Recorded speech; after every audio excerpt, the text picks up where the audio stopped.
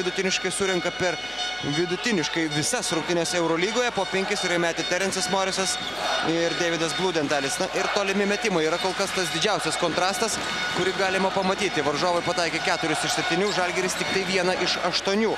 Kiti rodikliai yra daugmaž panašus. Žalgiris šiek tiek pralaimi kovą dėl atšokusių kamuolių.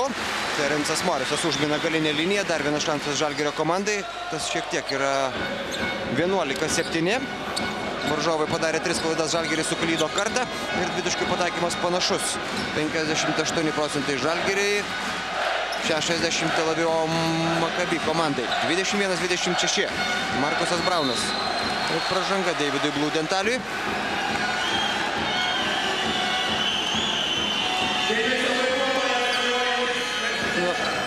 Taip, Markusas Braunas viską padarė pats šioje situacijoje ir dėl to tokia Davido Bludentalio nustebusi veido išraiška, kaip ten bebūtų šio tokio tęsiasi ir Tel Avivo Maccabi krepšininkai toliau renkasi pražangas. Dabar Vilis Bainumas netaip seniai papuolęs į nuotykius ne pačia geriausia prasme, tačiau likęs komandoje, gavęs jos palaikymą ir paramą. Jis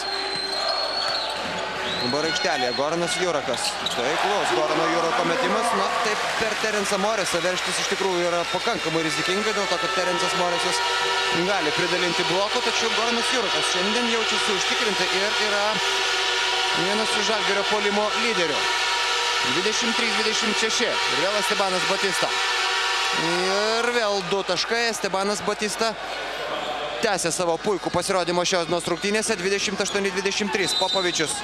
Ir dar viena pražanga. Dabar Aleksas Garcia pažeidžia taisyklės. Trečioji Tel Avivo Maccabi komandos pražanga šiame antrajame rungtynių ketvirtyje.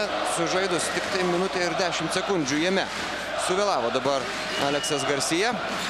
Nebespėjo išmesti, dar išvengdamas pražangos Marko Popovičius. Dižuanas Kolinsas, Mamudų Džajus, Marko Popovičius, Markusas Braunas ir Goranas Jurakas. Toks Žalgirio komandos penketas aikštelėje ir jis praranda kamuolį. Aleksas Garcia iki galo, tačiau prasibrauti ir įmesti žalgiriečiai jam neleido. Kamuolys lieka svečių rankose ir dar 18 sekundžių jų atakai. 6 pergalės iš eilės iškovojo Tel Avivo Maccabi komanda Eurolygoje, skaitant ir reguliarųjį sezoną. Ir atvažiavo čia į Kauną su tikslu tą pergalių seriją pratęsti. Ir kol kas tai panašu ne vien tik tai į tuščius pažadus. Kauno Žalgiris ir galiai dar per anksti truputėlį džiaugiasi, dėl to, kad tai buvo tik tai perspėjimas Tel Avivo Maccabi komandai. Galbūt pernelyg daug trenerių stovėjo šalia aikštės, kai tuo tarpu tą daryti leidžiama tik tai vienam asmeniui. Goranas Jurakas, jo metimas iš 3 taškų zonos. Na, matėsi, jog nebus. Batista lengvai pasiima kamuolį po savojų krepšiu. Vilis Bainumas, pražanga atrodo buvo dar prieš tai. 2 taškus rungtynių arbitras Ilija Beloševičius įskaito. Dar kartelį žiūrime šį epizodą. Na, taip. Taškai turėjo būti įskaityti. 32-23. Žalgirio komandos problemos nesibaigė ir niekiek jų nepavyko sumažinti Rimantui Grigui. Nei per tą minutės pertraukėlį, nei per tą 2 minučių pertrauką tarp kėlinių. Vilis Bainumas pataiko ir baudos metimą. Ir pirmą kartą šios rungtynėse Kauno Žalgirio deficitas išauga iki 2-ženklio.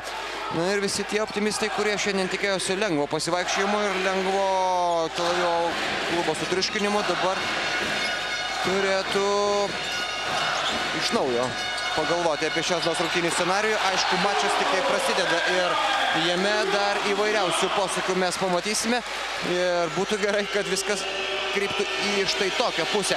Markuso Brauno tikslus perdavimas. Mamudų Džajus krauna kamuolį iš viršaus ir mažina skirtumą iki 8. 25-33. Bludentalis. Jo metimas. Per Markusą Brauną pataiko Davidas Bludentalis. Markusas Braunas šypsosi, tačiau jis ir pats štai taip ironiškai dažnai priverčia šypsotis savo varžovus. Ir vėl minus 10 taškų. Dižuanas Kolinsas. Popovičius. Mamudu Džiajus prieš Estebaną Batistą. 4 sekundės Žalgirio atakai. Ir pražanga Aleksui Garsijai. Tam tikrą prasme padėjo šį pražangą dabar. Žalgirio krepšininkams nesimatė jokio atakos tęsinio dabar. Nebent būtų susitvarkęs su savo oponentais Mamudu Džiajus. Netaiklus metimas, dar vienas šansas Žalgiriui. Dežuanas Kolinsas, atrodo viskas labai paprasta, tačiau nepataiko Žalgirio komandos įžaidėjas. Ir pražanga Davidui Bludentaliui puolime. Toks yra teisėjo sprendimas. Varžovai prasižengė 4 kartą. Žalgiriui dabar reikia agresyvesnio žaidimo, ypatingai varžovų aikštės pusėje, kadangi už kiekvieną pražangą Tel Avivo Maccabi krepšininkai dabar būtų priversti mokėti baudų metimais į savo krepšį, o kol kas rungtynių arbitrai tas pražangas fiksuoja pakankamai dažnai. Beveik už kiekvieną prisilietimą. Braunas. Dežuanas Kolinsas.